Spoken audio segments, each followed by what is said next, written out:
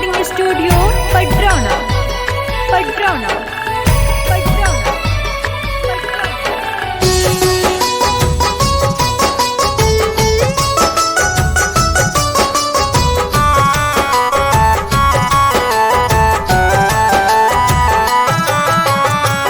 चीर दिहलु दिल के दीवाना बना के, चीर दिहलु दिल के दीवाना बना के, रोआ दे लुकाहे सनहिया लगा के, रोआ दे लुकाहे सनहिया लगा के।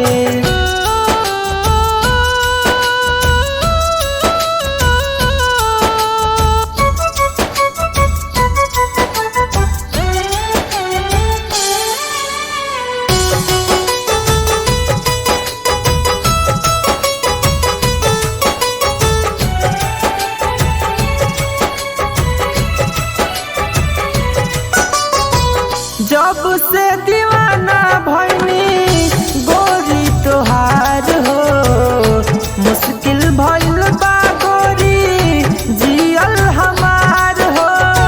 पीरा पीरितिया के अब न सहाता, अखिया के लोरवा न रोकले रोकाता। शीशा जैसन टूटल बा सगरे सपनवा, शीशा जैसन टूटल बा सगरे सपनवा। रो रो के बीती जिंदगी ऐसन बुझाता ऐसन बुझाता। हो जब से दीवाना भइनी गोरी तोहार हो, मुश्किल भइल बा गोरी जियल हमार हो।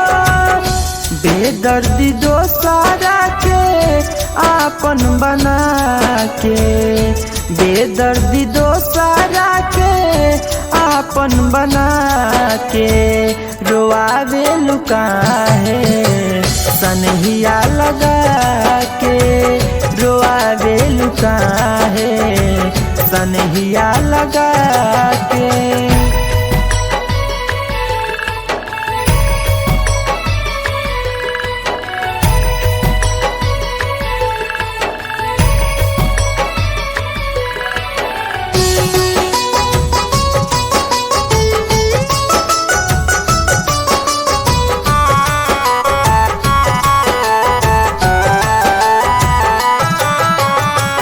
जब जब याद आवे उनके सुरतिया, अखिया से आंसू चुए जागी सारी रतिया। कौनो सनम के भरोसा न करी ह, जुदाई के अगिया में कबो न जरी ह।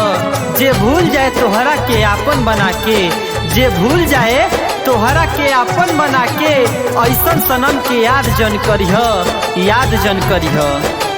हो